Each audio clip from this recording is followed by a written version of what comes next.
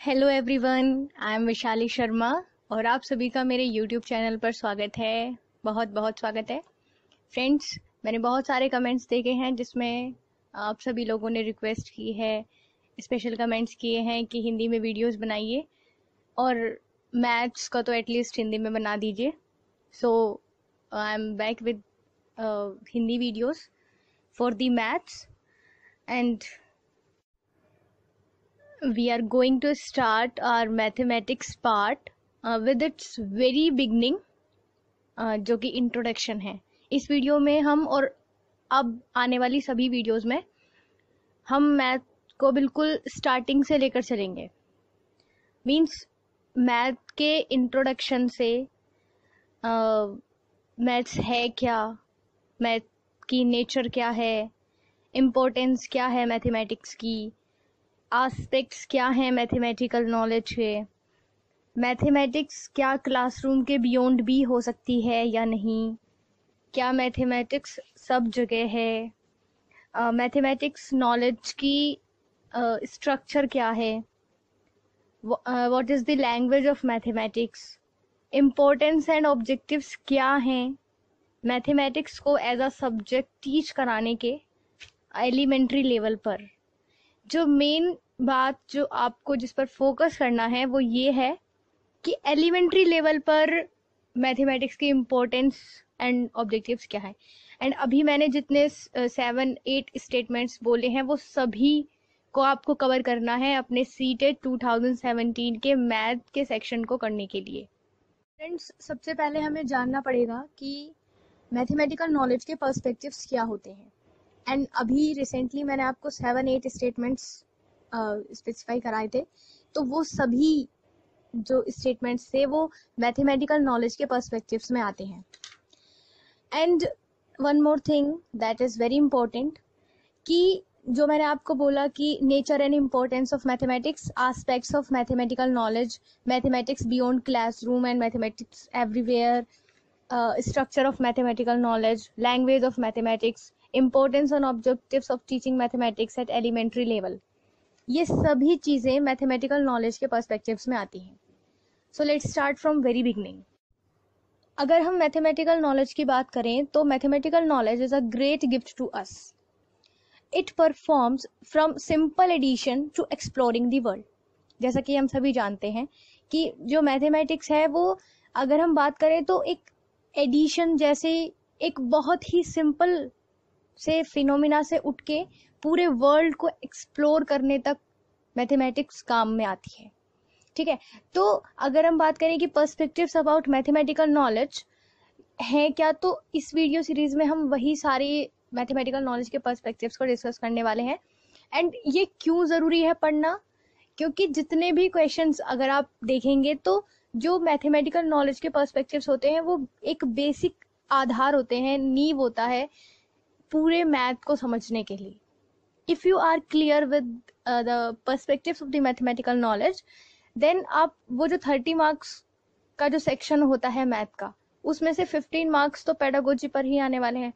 तो उन 15 मार्क्स के पेडागोजी वाले क्वेश्चंस को आप बहुत आराम से समझ सकते हैं अगर आपको मैथमेटिकल नॉलेज के पर्सपेक्टिव्स क्लियर हैं।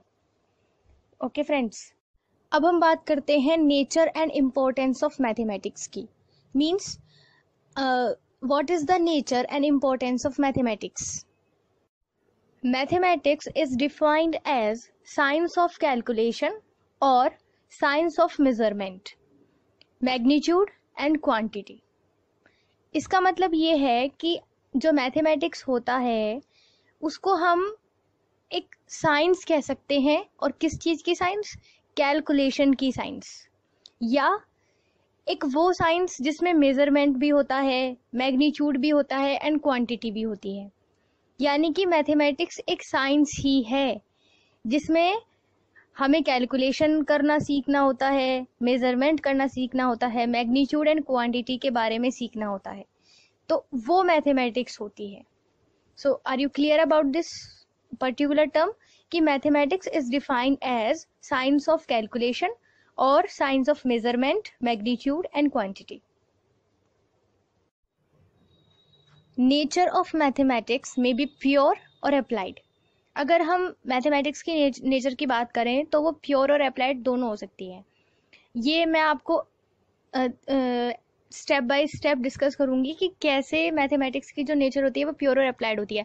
अभी हम केवल इंट्रोडक्टरी पार्ट पढ़ रहे हैं मैथमेटिकल नॉलेज के पर्सपेक्टिव्स का। हम अभी वीडियोस में अपने अभी इन सभी चीज़ों को डिटेल में डिस्कस करेंगे। फ्रेंड्स, अगर हम बात करें प्योर और एब्स्ट्रैक्ट मैथमेटिक्स की, तो जो प्योर और एब्स्ट्रैक्ट मैथमेटिक्स होता है that deal with the theories and principles, and if that particular pure or abstract mathematics dealing with the theories and principles, that particular type of mathematics will be considered as static mathematics।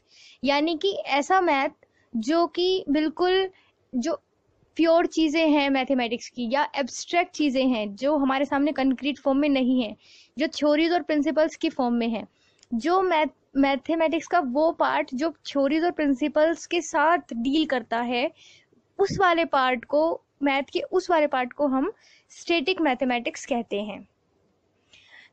अगर हम दूसरी तरफ बात करें, अगर हम इन्हीं सारी थ्योरीज और प्रिंसिपल्स को अप्लाई कर देते हैं अपनी डेली लाइफ में या ऐसी चीज़ों में जिससे कुछ आउटकम निकल के आता है, तब हम कहते हैं कि जो मैथमेटिक्स है उसका नेचर डायनेमिक हो गया। क्यों? क्योंकि अब जो वो मैथ है वो उसने एक अपना जो रूप है उसे ट्रांसफॉर्म कर लिया है, अपना स्टेट को चेंज कर लिया है। वो अब स्टेटिक नहीं रहा, उसका एक यूज हो गया, वो काम में आ गया, उसका यूटिलाइजेशन हो गया है, इसलिए उसकी नेचर डायनेमिक हो गई। इसलिए जब थ्योरीज और प्रिंसिपल्स जो उसका एब्स्ट्रैक्ट कंसेप्ट था जो मैथ्स का, जब वो अप्लाई हो गया तो वो अप्लाइड मैथमेटिक्स बन गया। That's why applied mathematics dealing with ideas is dynamic in nature. अगर हम बात करें इम्पोर्टेंस ऑफ मैथमेटिक्स की, तो importance of mathematics is due to various values imparted by it. हम सभी जानते हैं कि मैथमेटिक्स का कोई एक ऐसा फिक्स्ड एरिया नहीं है, एक ऐसा फिक्स्ड फील्ड नहीं है जिसमें इसका स्पेसिफिक यूज होता हो। जो मैथमेटिक्स है दैट इज यूज्ड एवरीवेयर। ठीक है, इसकी बहुत सारे एस्पेक्ट्स हैं, इसकी बहुत सारी वैल्यूज हैं, इसकी बहुत सारे इम्पोर्टेंस है। इसकी अपने खुद की यूटिलिटेरियन प्रैक्टिकल वैल्यूज हैं, सोशल वैल्यूज हैं, मोरल वैल्यूज हैं, डिसिप्लिनरी वैल्यूज हैं, कल्चरल वैल्यूज हैं, इंटरनेशनल वैल्यूज और वोकेशनल वैल्यूज भी हैं। तो मैथमेटिक्स जो है वो हमारे डेली लाइफ से लेकर एवरीवेयर, जो मैथमेटिक्स है वो हर जगह हर कहीं हम मैथमेटिक्स को पाते हैं। ठीक है फ्रेंड्स, अब हम बात करते हैं एस्पेक्ट्स ऑफ मैथमेटिकल नॉलेज की, कि what do we mean by the aspects of mathematical knowledge. तो friends, there are mainly two aspects of mathematical knowledge. How many types? Two. दो तरीके के मैथमेटिकल नॉलेज के एस्पेक्ट्स होते हैं। हम मैथमेटिकल नॉलेज को दो तरीकों से डील कर सकते हैं। First one is conceptual knowledge and the second one is procedural knowledge. अब ये है क्या? नाम सुनकर डरिए मत, बहुत आसान सी चीज़ें हैं, बहुत आसान। अगर हम बात करें कंसेप्चुअल नॉलेज की, कि मैथमेटिक्स का जो कंसेप्चुअल नॉलेज वाला एस्पेक्ट है वो है क्या, तो कंसेप्चुअल नॉलेज का मतलब होता है the inculcation of concept into thoughts through understanding is conceptual knowledge. मतलब जब हम किसी पर्टिकुलर कॉन्सेप्ट का अपने समझ में उसे ढाल लेते हैं, मतलब हम उसे समझ लेते हैं। अगर कोई कॉन्सेप्ट है, लाइक मैं आपको अभी ये कॉन्सेप्ट समझा रही हूँ कि कंसेप्चुअल नॉलेज है क्या, पर आपको समझाने से पहले मैंने इसे खुद समझा है, मैंने वो चीज़ पढ़ी है, मुझे पढ़ाई गई है, तब मैं आपको समझाने के काबिल बन पाई हूँ। तो मैंने क्या किया है, मैंने अपना कंसेप्ट पहले खुद क्लियर किया है, मैंने उस पर्टिकुलर कंसेप्ट को अंडरस्टैंड किया है, और किसके द्वारा अंडरस्टैंड किया है, वो है मेरे थॉट्स। मैंने एक पर्टिकुलर कंसेप्ट को अपने थॉट्स के द्वारा उसे अंडरस्टैंड किया है, तब मैं उसे समझा पा रही हूँ। तो ये मेरी कंसेप्चुअल नॉलेज है। मीन्स जब हम किसी पर्टिकुलर कंसेप्ट का अपनी बुद्धि में उस पर्टिकुलर चीज़ की समझ विकसित कर लेते हैं, तो हम कहते हैं कि हमें उस पर्टिकुलर चीज़ की कंसेप्चुअल नॉलेज हो गई है। ओके फ्रेंड्स, अब हम बात करते हैं प्रोसीजरल नॉलेज की। ये प्रोसीजरल नॉलेज है क्या? तो knowledge of procedures for solving problems is procedural knowledge. ये बहुत ही आसान है। इसका मतलब होता है कि अगर हमें कोई प्रॉब्लम सॉल्व करनी है तो हमें अगर उस प्रॉब्लम को सॉल्व करने के प्रोसीजर्स पता हैं, यानी कि हमें उन प्रोसीजर्स की नॉलेज है कि कैसे ये पर्टिकुलर प्रॉब्लम सॉल्व होगी, तो तब हम कहते हैं कि हमें उस पर्टिकुलर चीज़ को सॉल्व करने की प्रोसीजरल नॉलेज है। मीन्स सपोज कीजिए कि आपको एक मैथ्स में क्वेश्चन दे दिया गया कि आप इसे सॉल्व कीजिए। तो अगर आपको उस चीज़ की प्रोसीजरल नॉलेज नहीं है, आपको यही नहीं पता कि उसको कैसे सॉल्व करना है, तो क्या आप उसे सॉल्व कर पाएंगे? अगर आपको ये ही नहीं पता है कि आपको उस प्रॉब्लम को कैसे सॉल्व करना है, आपको उसके प्रोसीजर्स ही नहीं पता, उसके स्टेप्स ही नहीं पता है, तो वो प्रॉब्लम सॉल्व नहीं हो पाएगी। तो हम कहेंगे कि प्रोसीजरल नॉलेज इज लैकिंग। तो प्रोसीजरल नॉलेज क्या है, आपको समझ में आ गया होगा। Okay, next is conceptual knowledge and procedural knowledge are complement of each other. Means these both type of knowledges are complementary to each other. They together provide complete knowledge. मतलब इस simple सी बात का ये है कि जो conceptual knowledge होती है और जो procedural knowledge होती है कभी भी आइसोलेशन में नहीं चलती, अलग अलग नहीं चलती, हमेशा एक साथ चलती हैं। अगर हमें किसी पर्टिकुलर चीज़ की कॉन्सेप्चुअल नॉलेज है तभी हमारे प्रोसीजर नॉलेज काम में आ पाएगी, और अगर प्रोसीजरल नॉलेज है तो कॉन्सेप्चुअल नॉलेज काम में आ पाएगी। ये इस सिंपल सी बात का मतलब है। वी कैन से दैट कि conceptual knowledge and procedural knowledge are complement of each other. Means जो कॉन्सेप्चुअल नॉलेज होती है और प्रोसीजरल नॉलेज होती है वो हमेशा एक दूसरे के कॉम्प्लीमेंट्री होती हैं। कभी भी conceptual knowledge and procedural knowledge isolation में वर्क नहीं करती, दोनों एक साथ वर्क करती हैं। अगर कोई प्रॉब्लम सॉल्व करनी है तो कॉन्सेप्चुअल नॉलेज और प्रोसीजरल नॉलेज दोनों का साइमल्टेनियसली वर्क करना बहुत ज़रूरी है। So our next topic is mathematics beyond classroom. Means mathematics everywhere. So mathematics beyond classroom includes that learning of mathematics beyond classroom is enhanced through various factors such as interaction activities, teaching learning situations, real life situations, computer creativity etc. मतलब जो mathematics की अगर learning की बात करें तो वो ऐसा नहीं है कि एक क्लासरूम में ही खाली बच्चों को बिठा के वो दी जाएगी या दी जाती है या देनी चाहिए। जो मैथमेटिक्स है वो स्कूल के बाहर भी है, क्लासरूम के बाहर भी है, हर जगह है। हम इंटरेक्शन एक्टिविटीज़ करते हैं, आपस में बात करते हैं, कन्वर्सेशन करते हैं, उसमें भी हम बहुत जगह मैथ्स को पाते हैं। हमारी जितनी भी लर्निंग सिचुएशंस होती हैं 90% covers mathematics in that. Real life situations की बात करें तो भी, कंप्यूटर क्रिएटिविटी की बात करें तो भी, इसलिए मैथमेटिक्स को बियॉन्ड द क्लासरूम माना गया है। जो मैथमेटिक्स का कंसेप्ट होता है, the concept of mathematics come before children in many situations outside school such as market, garden, in imaginations, creative activities, playground etcetera. मतलब सिंपल सा हुआ ये कि अगर हम बात करें जो मैथमेटिक्स का कंसेप्ट है वो बच्चों के सामने बहुत सारी सिचुएशंस में आता है।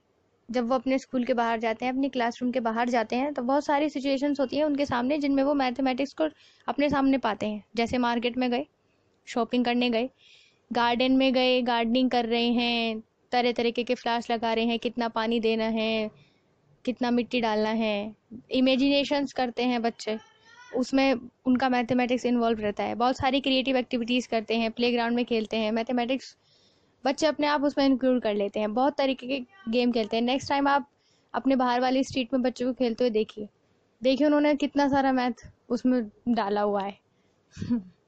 Mathematics is admired everywhere in nature, cooking, clothing, bank, architecture, decoration, packed food items, games and sports. Mathematics है उसकी हर जगह, हम कहते हैं कि हर जगह हम मैथमेटिक्स को पाते हैं। नेचर में, अपने आजू बाजू देखते हैं, कुकिंग करते टाइम, क्लोथिंग करते टाइम, बैंकिंग, आर्किटेक्चर में भी, डेकोरेशन करते टाइम भी, जितने भी पैक्ड फूड आइटम्स हैं, कुछ भी आप उठा लीजिए, बिना मैथ्स के कुछ भी नहीं चल रहा है, गेम्स एंड स्पोर्ट्स में भी. So these all are about the a particular topic and that is mathematics beyond the classroom. Mathematics है, उसकी एक लिमिट नहीं है, वो क्लासरूम के बाहर है, बाहर भी है, हर जगह है. Next one is structure of mathematical knowledge. मतलब मैथमेटिकल नॉलेज की स्ट्रक्चर क्या है, उसका ढांचा क्या है, एक्चुअली में मैथमेटिकल नॉलेज किस चीज़ से मिलकर बनी हुई है, ये है इस बात का मतलब. So structure of mathematical knowledge consist of basically three things. अगर हम मैथमेटिकल नॉलेज की बात करें तो उसमें तीन जो चीज़ हैं, हाँ, वो आपको ध्यान में रखनी है.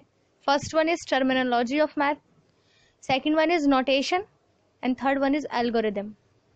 इस टॉपिक पर फ्रेंड्स हम बहुत ही ज़्यादा डिटेल में डिस्कस करेंगे, लेकिन मैं आपको शॉर्ट में इनके बारे में अभी इस वीडियो में भी बताने वाली हूँ कि मैथमेटिकल नॉलेज की टर्मिनोलॉजी, नोटेशन और एल्गोरिदम होता क्या है. तो थोड़ा अभी शॉर्ट में डिस्कस कर लेते हैं, डिटेल पर पूरी वीडियो बनाएंगे. Friends, if we talk about the word terminology, तो टर्मिनोलॉजी अपने आप में इसका मतलब है क्या, इसका मतलब होता है कि we are providing some term for some particular things. Like अगर मैथ्स की कुछ स्पेसिफिक ऑब्जेक्ट्स हैं, फंक्शंस हैं, प्रोसीजर्स हैं मैथमेटिक्स की, तो उन सारे ऑब्जेक्ट्स को, फंक्शंस को, प्रोसीजर्स को कुछ नाम दे देना, कुछ नेम्स देना या टर्म्स देना. प्रोसीजर को भी, फंक्शंस को भी, ऑब्जेक्ट्स को भी टर्मिनोलॉजी ऑफ मैथमेटिक्स कहलाता है. Sometimes we need some particular expression for expressing different kinds of objects, functions, procedures of mathematics. यानी कि कभी कभी हमें कुछ टर्म्स को एक्सप्रेस करना पड़ जाता है, और वो भी बहुत शॉर्ट में, कभी कभी एक लेटर से ही. तो उन पर्टिकुलर लेटर्स को आप सिंबल्स या नोटेशंस कह सकते हैं. मतलब जब आपको कुछ टर्म्स को कुछ पर्टिकुलर तरीके से एक्सप्रेस करना पड़े, तो वो सिंबल्स या नोटेशंस कहलाते हैं. These terms and notations are synchronized with the language to mention procedures and working steps to solve mathematical problems. And जो अगर हम बात करें जब मैथमेटिकल प्रॉब्लम को सॉल्व करते हैं, तो ये जो टर्म्स हैं, नोटेशंस हैं, ये जो मैथमेटिकल प्रोसीजर्स हैं उसके उनके साथ सिंक्रोनाइज्ड हो रही होती हैं, इंक्लूडेड होती हैं. The main important term that is algorithms. तो एल्गोरिदम्स है क्या, जितने भी प्रोसीजर्स हैं या वर्किंग स्टेप्स हैं जिनकी हेल्प से आप कोई मैथमेटिकल प्रॉब्लम सॉल्व कर रहे हैं, इट मीन्स द प्रोसीजर्स और वर्किंग स्टेप्स ऑफ मैथमेटिक्स और which are included in the mathematics are known as algorithms. जितने भी प्रोसीजर्स हैं एंड वर्किंग स्टेप्स हैं जिनकी मदद से आप कोई पर्टिकुलर मैथमेटिकल प्रॉब्लम सॉल्व कर रहे हैं, उन्हें एल्गोरिदम्स के नाम से जाना जाता है. ठीक है friends. Now the topic come that is language of mathematics. मतलब मैथमेटिक्स की लैंग्वेज क्या होती है. तो the language of mathematics is formed by mathematical terms and notations. Simple सी बात है, अगर हम मैथमेटिक्स की लैंग्वेज की बात करें तो वो किससे बनती है, वो बहुत सारे मैथमेटिकल टर्म्स और बहुत सारे नोटेशन से मिलकर बनी हुई एक लैंग्वेज है. The language of mathematics is precise, clear and non temporal. मतलब जो मैथमेटिक्स की लैंग्वेज होती है वो बहुत प्रिसाइज होती है, बहुत एक्यूरेसी होती है उसमें. बहुत सारी, एक बहुत लंबी स्टोरी को एक बहुत ही छोटे फॉर्म में आप लिख कर दे सकते हैं with the help of math. बहुत ही क्लियर होती है, कुछ भी जो आंसर है वो हमें एकदम से ग्रैस्प हो जाता है. ठीक है. एंड नॉन टेम्पोरल होती है. Then mathematical grammar is formed by mathematical phrases, logical connectives, use of words like and, is etcetera. मतलब जो मैथमेटिकल ग्रामर की हम बात करें तो मैथमेटिकल ग्रामर में क्या क्या आता है ना, इंटरेस्टिंग टॉपिक कि मैथमेटिकल ग्रामर भी होती है।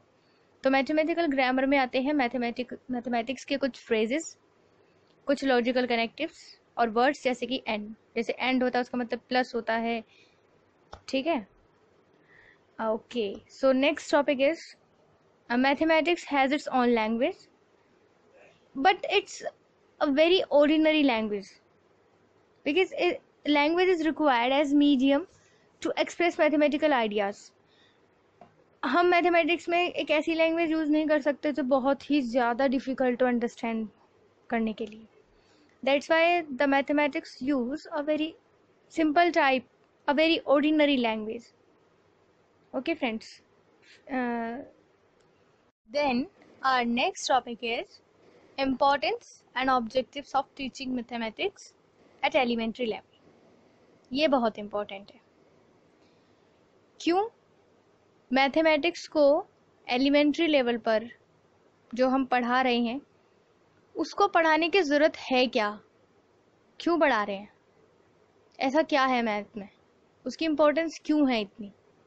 क्या ऑब्जेक्टिव्स हैं, क्या पर्पस हैं, क्या इंटेंशंस हैं मैथ को इतना ज़्यादा इम्पोर्टेंस देने के पीछे? तो this is like the teaching of mathematics at elementary level develops the quality of mathematisation. क्योंकि एलिमेंट्री लेवल जो होता है वो बच्चे की नींव होती है। अगर वहाँ से उसमें वो चीज़ हम डालने की कोशिश करते हैं तो वो लॉन्ग लाइफ उसमें वो चीज़ बनी रहने के चांसेस ज़्यादा हैं। तो क्योंकि अगर हम बात करें क्वालिटी ऑफ मैथमेटाइजेशन की, यानी कि एलिमेंट्री लेवल पर बच्चे की ग्रास्पिंग एबिलिटी बहुत अच्छी होती है, तो उसमें मैथमेटाइजेशन यानी कि बच्चे का दिमाग आपको इस प्रकार से विकसित करने की कोशिश करनी है ताकि वो जो मैथ है वो मैथमेटाइज कर सके, ठीक है। मैथमेटाइजेशन का मतलब होता है ability to apply the concepts, procedures and methods. बच्चा इन सभी चीज़ों को अप्लाई कर सके, जो उसने मैथमेटिकल कंसेप्ट्स पढ़े हैं, मैथमेटिकल प्रोसीजर्स हैं, जिनको वो जानता है, मैथमेटिकल मेथड्स हैं, उन सबको वो अप्लाई करना सीख सके। The most crucial part about the mathematics is its application part। अगर अप्लाई करना नहीं आता तो मैथ्स बेकार है। अगर मैथमेटिक्स को अप्लाई करना नहीं आ रहा है तो वहाँ मैथमेटिकल पार्ट में बच्चा जो है वो वीक समझा जाएगा, उसका मैथमेटाइजेशन प्रोसेस वीक समझा जाएगा। इसलिए जो मैथमेटाइजेशन है उस पर काफ़ी अच्छा खासा बल दिया जाता है कि बच्चे को इस प्रकार की एबिलिटी उसमें डाली जाए कि वो जो कंसेप्ट्स हैं, प्रोसीजर्स हैं, मेथड्स हैं, उनको अप्लाई करना सीख सके। The main thing is about to apply. Next one is objectives of teaching mathematics at elementary level are expressed in terms of behavioural change. Means जो अगर बच्चे का मैथमेटाइजेशन हुआ है तो वो आपको उसके बिहेवियर में दिखाई देगा। जैसे कि उसे नॉलेज और अंडरस्टैंडिंग हो जाएगी ऑब्जेक्टिव्स की, कि मैं क्यों पढ़ रहा हूँ ये मैथ, क्योंकि मुझे इस मैथ की मदद से बहुत सारी चीज़ें करने में आसानी होती है, इसलिए मैं इसे पढ़ रहा हूँ। बहुत सारी स्किल ऑब्जेक्टिव्स डेवलप होंगे उसके अंदर, बहुत सारे एप्लीकेशन ऑब्जेक्टिव्स उसके अंदर इनकलकेट हो जाएंगे, एप्रिसिएशन ऑब्जेक्टिव्स आ जाएगा, एंड साइंटिफिक एटीट्यूड ऑब्जेक्टिव्स की कंप्लीशन होने के बहुत सारे चांसेस हैं। ये सारे ऑब्जेक्टिव्स हैं क्यों हम मैथ्स पढ़ाते हैं, क्योंकि हमें नॉलेज एंड अंडरस्टैंडिंग वाले अपने इंटेंशंस को कंप्लीट करना है। हम चाहते हैं कि हमारे बच्चे स्किल ऑब्जेक्टिव्स में पारंगत हो जाएं, एप्लीकेशन ऑब्जेक्टिव्स कंप्लीट हों, एटीट्यूडनल ऑब्जेक्टिव्स की जो डिमांड है वो कंप्लीट हो सके, एप्रिशिएशन ऑब्जेक्टिव्स बच्चा सीख सके, साइंटिफिक एटीट्यूड बच्चे का डेवलप हो, बच्चा अप्रिशिएट करना सीख सके। ये सब हमारे ऑब्जेक्टिव्स हैं मैथमेटिक्स को एज अ सब्जेक्ट पढ़ाने एलिमेंट्री लेवल पर। नेक्स्ट वन इज, अब इन सब चीज़ों से होगा क्या? इन सब चीज़ों से बच्चे का जो कॉग्निटिव डोमेन है, साइकोमोटर डोमेन है एंड अफेक्टिव डोमेन है, वो सब कहीं ना कहीं एक ना एक रूप में इन्फ्लुएंस होते हैं। एंड फ्रेंड्स, मैं आपको एक चीज़ और बता दूं, cognitive domain, psychomotor domain and affective domain है क्या, इस पर मैंने स्पेशली एक वीडियो डिज़ाइन किया हुआ है। I am going to upload that. पर फिलहाल अभी आप ये पूरा टॉपिक, इस वीडियो को दोबारा से देखिए, बहुत अच्छे से देखिए। अब आप रिलैक्स हो जाइए एकदम से। आप जो जो मैंने बताया है अभी इस वीडियो में उसको एक पूरा स्टार्टिंग से रिकॉल कीजिए। आपको लगेगा कि आपने बिल्कुल बहुत बहुत ही कुछ अलग सी चीज़ें सीखी हैं आज, ऐसा आपको फील होगा इस वीडियो के लास्ट में। तो इस वीडियो को एक बार फिर से देखिए और समझने की कोशिश कीजिए जो जो चीज़ें मैंने आपको बताने की कोशिश की है इसमें। और जो जितने भी मैंने स्टेटमेंट्स बताए थे, 7 और 8 स्टेटमेंट्स, उन सभी के ऊपर हम बहुत डिटेल में डिस्कस करेंगे। मैं इन सभी टॉपिक्स के ऊपर एक एक सेपरेट वीडियो बना रही हूँ, तो आप उनको देखिए एंड और मुझे बताइए कमेंट सेक्शन में कि आपको ये वीडियो कैसी लगी, क्योंकि मैंने इसके लिए बहुत सारे एफर्ट्स किए हैं और मुझे शायद लगता है कि आपको वीडियो अच्छी लगी होगी। तो hit the like button, subscribe my channel and बहुत सारे शेयर कीजिए जितने ज़्यादा आप कर सकें। और एक चीज़ और, आप लोग ईवीएस की वीडियोस नहीं देखते हैं, इसलिए ज़्यादा से ज़्यादा ईवीएस की वीडियोस देखिए। मैथमेटिक्स वैशाली शर्मा डाल के वो सारी वीडियोस देखिए, बहुत सारा आपको रिकॉलिंग प्रोसेस बहुत जल्दी होगा। दूसरी चीज़ कि आप लोग जो क्वेश्चन पेपर है, मैंने बहुत सारे क्वेश्चन पेपर सॉल्व किए हैं अपनी वीडियोस में, आप उन्हें भी देखिए। उससे आपको पता चलेगा कि कैसे क्वेश्चंस आते हैं। अगर कोई एग्ज़ाम क्लियर करना है तो सबसे पहले ये ज़रूरी है कि आपको ये पता हो कि क्वेश्चंस किस तरीके के आते हैं। जब तक आपको यही नहीं पता होगा कि क्वेश्चंस का डिफ़िकल्टी लेवल है क्या, तो आप कैसे कोई एग्ज़ाम दे पाओगे। तो क्वेश्चन पेपर वाली जो वीडियो है मेरी, वो आप उन्हें देखिए, उनसे समझिए और ज़्यादा से ज़्यादा उन्हें शेयर कीजिए एंड बहुत अच्छे से स्टडी कीजिए। Study hard, stay tuned with my channel. Thank you, bye bye.